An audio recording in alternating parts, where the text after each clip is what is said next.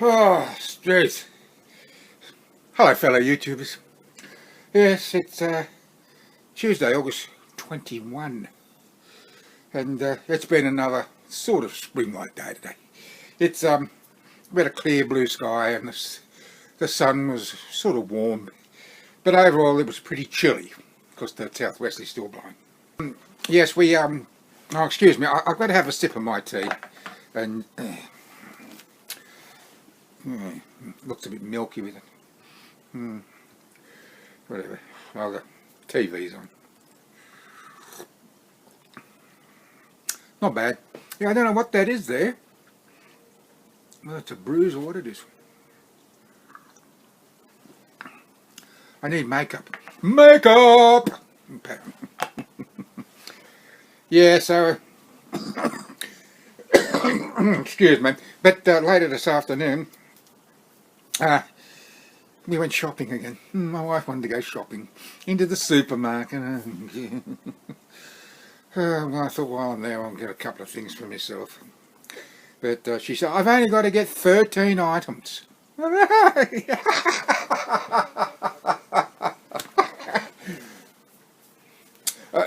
items.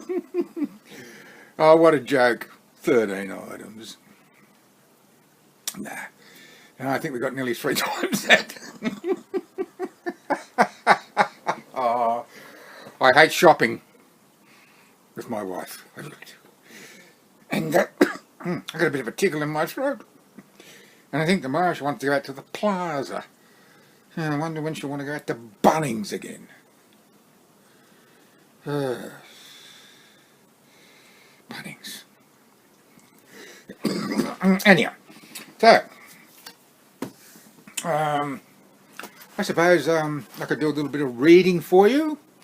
I know that you are enjoying the reading. I think maybe it's because it's true. It is all true. Just the names have been changed to protect the innocent.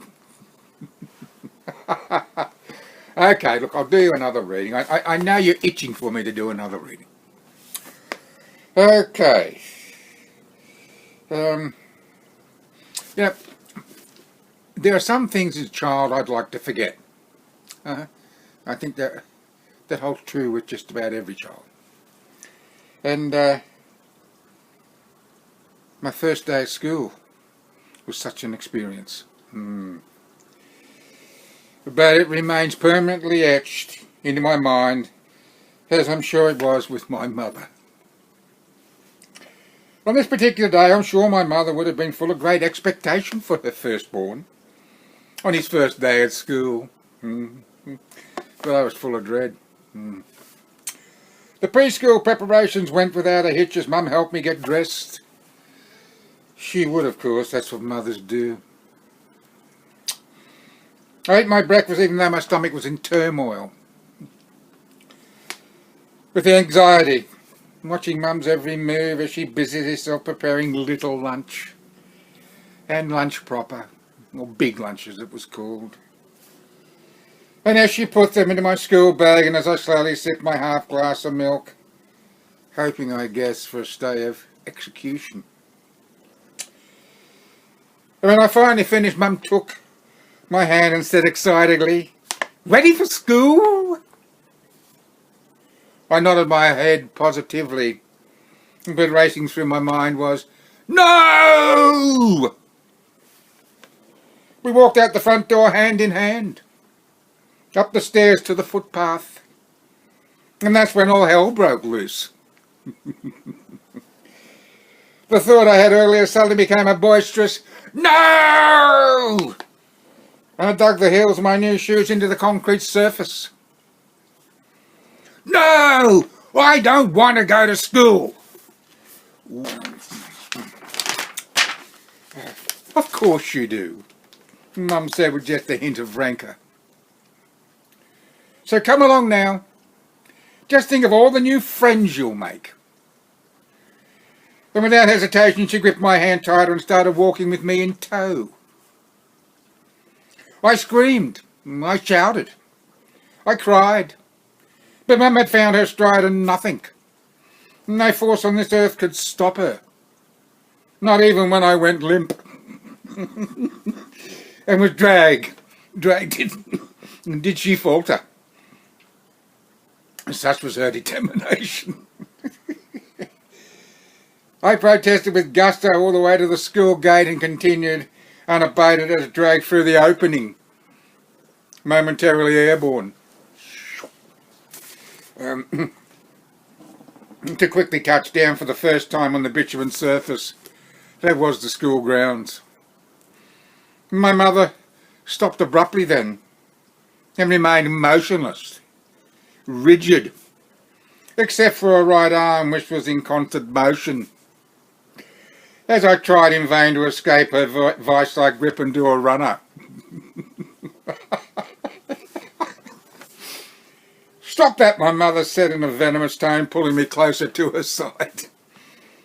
"Stand up straight and behave yourself. Goodness me, such carrying on." I did, and as I looked about at all before me through watery eyes, I suddenly realised I wasn't alone. A realisation that I wasn't the only one who was being committed to this educational institution on this particular day in the new life of one so young. There were tantrums. There were tears. There was a whole host of tall lost souls hanging on to tiny hands of smaller, teary, traumatised lost souls. I knew there would be other children at the school, those that had been before, but for some reason I had thought I was the only one starting today. And now I knew different and I felt a whole lot better. It was a cathartic moment. My mother's grip suddenly relaxed as she too could feel the worst was over and my quest for the great escape had finally been abandoned. Pardon me.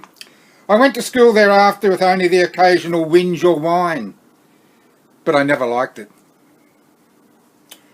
The learning part was fine. I didn't mind that at all. It was the environment of school I didn't care for. Dirty slate roofing, grimy bricks and mortar, rusty downpipes and guttering, timber window frames with peeling paint and smeared panes, the proliferation of moss on any surface the sun rarely shone, bitumen playgrounds that in the summer absorbed the heat like a sponge and stuck to the soles of your shoes. Most of the other kids and teachers. The classrooms. I never liked the smell of the classrooms. Something that stayed with me all my life. Haunting. And it's true. How do I know it's true? Because many years ago I went to TAFE to do a day course, the use of explosive power tools. And as soon as I walked into that classroom, that smell hit me. Yeah. It's the same. Anyway. A combination of lingering farts, body odours, perfume, aftershave, talcum powder, shoes, along with what was ever on their soles. Clothes, hair and bad breath, all combined to assault the nasal cavities.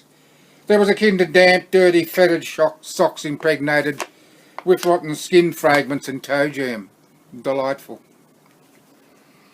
Inkwells, pens, nibs, exercise books. No more teachers' dirty looks.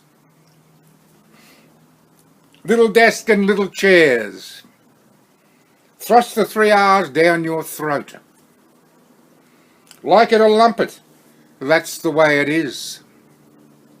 You're signed, sealed and delivered now, kiddo. So make the most of it.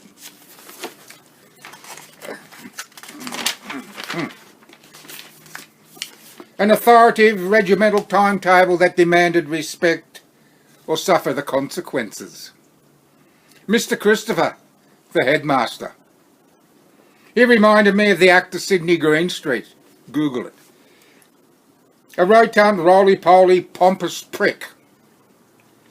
a virtual giant of a man who strutted his authority.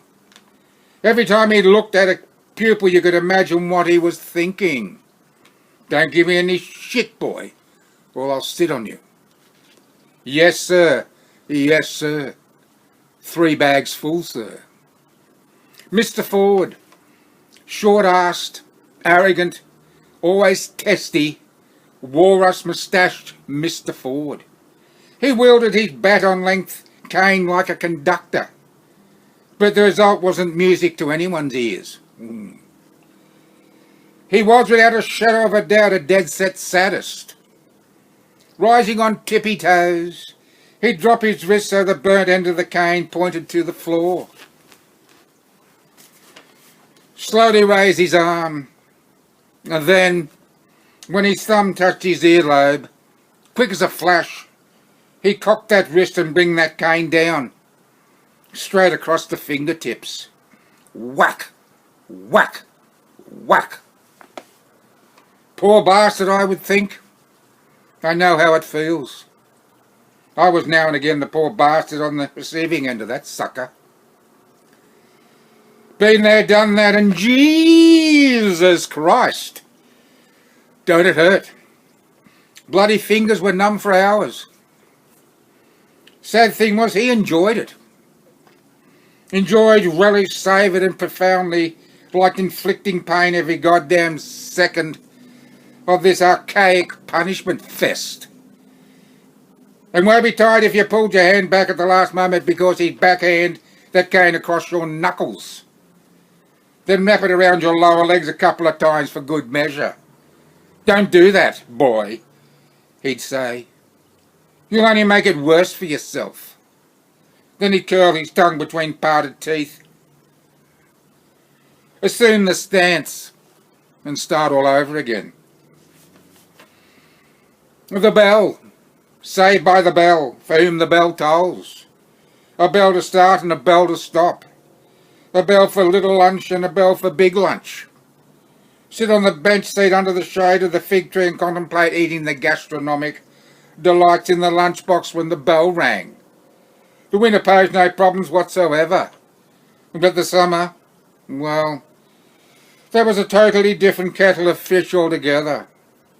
A banana, 2 buttered arrowroot biscuits pressed together, and a tomato sandwich or two soon becomes one hell of a festering mess during hot weather. I often stuffed that Gondamus, sacrosanct only to Mum, lunch into the hollow of that fig tree. Over the years, I, and a good many others, crammed hundreds of sandwiches into that enormous giant. Week after week, month after month, of cramming, shoving, pushing, stuffing, jamming, ramming, and gently prodding, poking, and pummeling the living daylights of those sangers down into the cavernous hollow of Ficus Caricus. Shit, no wonder it thrived. There were only 2 things I liked about school. Yeah, I did. There were 2 things I liked about school. Going home and not being there at all. Simple things. Yeah.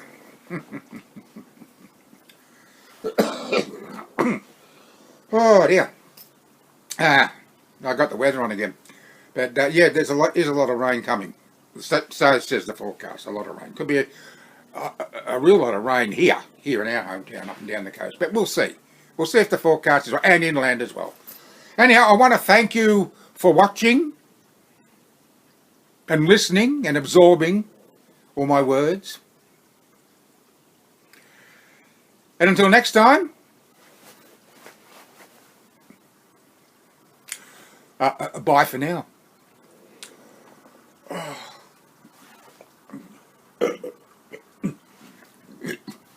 Pardon me.